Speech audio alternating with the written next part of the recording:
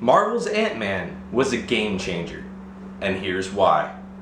Watch out, guys, we're heading into spoiler territory. Welcome back to What Do You Watch? I'm Kovacevich, and this is my reasons why Ant-Man is a big game changer in the Marvel Universe. So if you haven't seen Ant-Man yet, be sure to go over and watch my spoiler-free review, and then go see the movie, and then come back and watch this one. Because I'm going to try to explain to you that Ant-Man is a big pivotal point in the Marvel Cinematic Universe. It is the first post-Avengers movie that introduces a new Avenger. I know we've had post-Avenger movies, sequels to the other movies, Guardians of the Galaxy, but Guardians of the Galaxy takes place far away. There's loose references, there's references that tie together the Infinity Wars and then tie together the whole universe, but it doesn't really reference any of the Avengers. This movie does. And I mean, at first I was skeptical, but now I love it.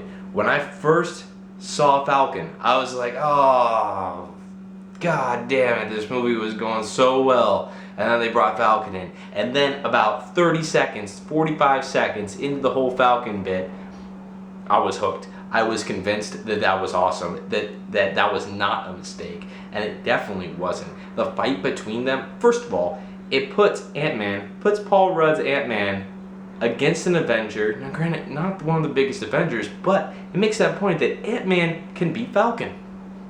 Ant-Man is stronger than Falcon when he uses his powers correctly. That is a big deal because we're going to have Ant-Man in the movies going forward. He's going to be fighting alongside the Avengers, which we get in that post-credits scene where Falcon's like, I know a guy. So we're going to see him in Civil War. We're going to see him in Infinity Wars. We're going to see him in the future, and he has to be up to snuff with the Avengers. That's why that reference is perfect. Also, it fits with the comedy. When he's flying over and he's like, hey guys, I don't think this is an abandoned warehouse anymore. That was hilarious. See the big, I'm like, what's gonna happen? Is Tony Stark just gonna show up and just punch him in the face and that's gonna be game over? He's like, why are you trying to steal my stuff? No, they gave us Falcon. We know Tony's off doing some nonsense and Bruce is off doing some nonsense and Cap's off doing some nonsense. Everybody's off doing some shit. But Falcon's there just hanging out. I mean, I wasn't too convinced. I'm like, why is Falcon the only one hanging out around this Avengers warehouse? But it worked for the movie. The other references where Michael Douglas asked Paul Rudd, what do you think we should do? Well, first, call the Avengers? I really, you could be skeptical about that, or they're just trying to throw in a reference, but think about it. He's living in a universe in which the Avengers exist, and all this crap's been happening, and when something does go wrong, and it's the fate of the world on your shoulders, who are you going to call? You're going to call the Avengers.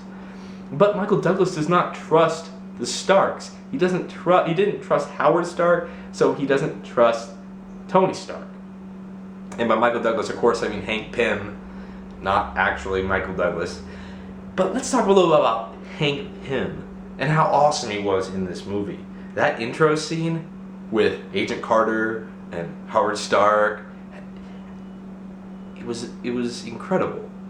I was like, whoa, do we have to see all this other stuff? Can we not just see Hank Pym just being Hank Pym? Can this whole movie just be Michael Douglas?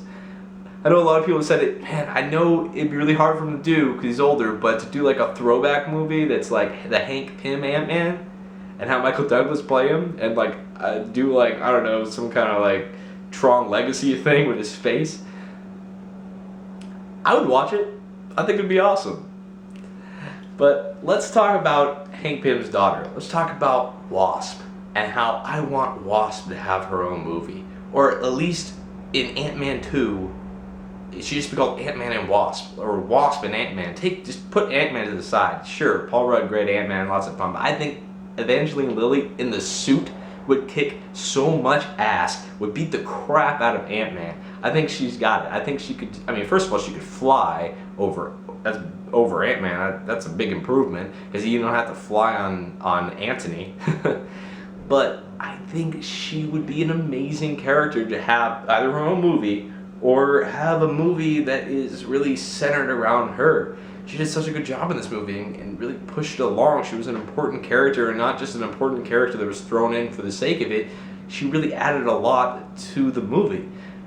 And I love the villain, I love that actor, I always forget his name, but I loved him on House of Cards, I love him in this movie. I think he did a decent job as Yellow Jacket, but I'm glad that they ended that character. I'm glad he's gone, because I don't think he has much of a place moving forward.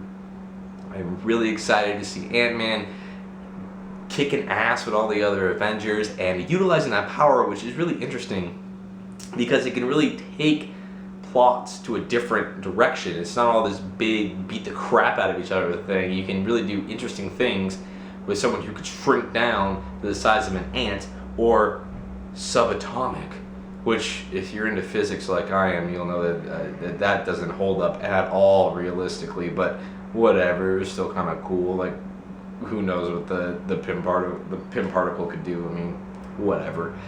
It was still kind of interesting. It was interesting to see how they thought of what the quantum realm would be, which, you know, that's... You're going into really strange metaphysics where you're going to have a lot of physicists just bitching about it, but whatever.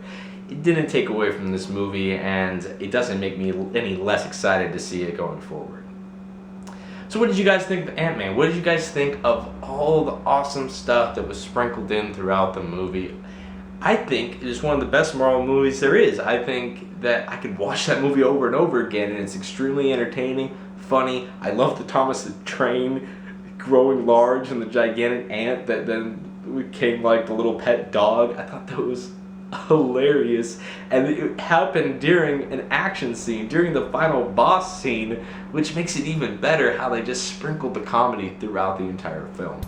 But let us know in the comments down below.